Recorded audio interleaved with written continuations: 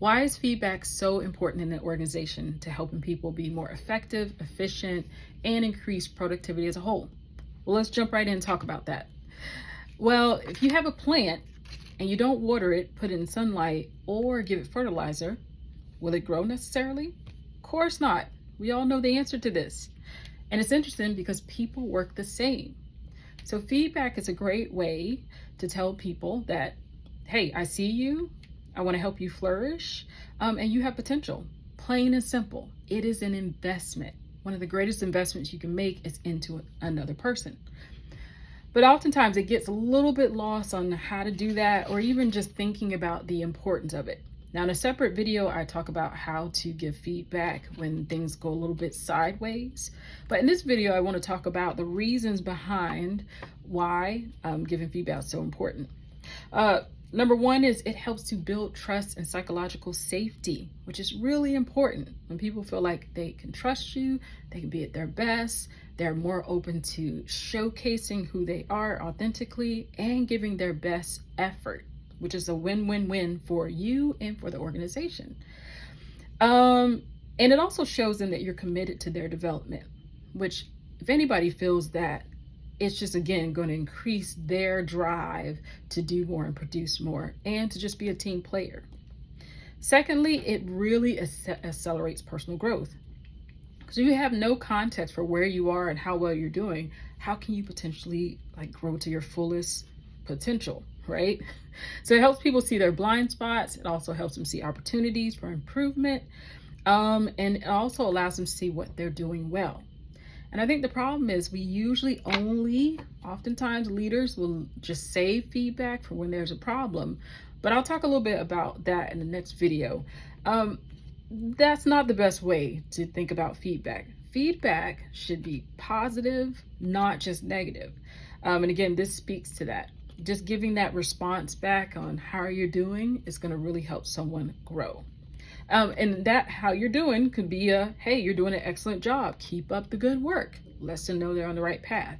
Or it could be hey, I noticed that you did this. Let me give you some suggestions for improvement, right? So there's ways to kind of keep that forward moving momentum.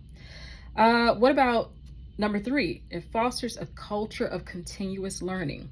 When there's a cycle of feedback, change, improvement, feedback, change, improvement, it just go ahead and gears up others' minds toward, okay, really, we need to invest in, of course, our learning, but also realize that continuous improvement is part of this organization.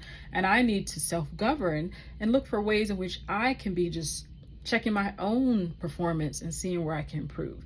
And it starts to take on a life of its own, and people start to get really independent in the way in which they observe their own work. And that's good, because that means you don't have to do it all the time. And then last but not least, it is a great retention tool. So again, giving feedback sends a message that people are valuable, that they are worth the time and effort, that there is a pathway for growth. I mean, who wouldn't want to hang around in an organization where you're getting that kind of response back? And far too many times I work with leaders that assume everything is going well and they never take the time to get feedback or give feedback, and let alone get feedback as well.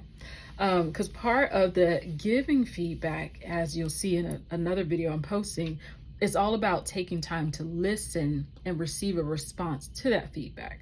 Because that information can be very helpful in helping you understand what someone knows or what they may be missing. And it can, as a leader, allow you to fill in the gap.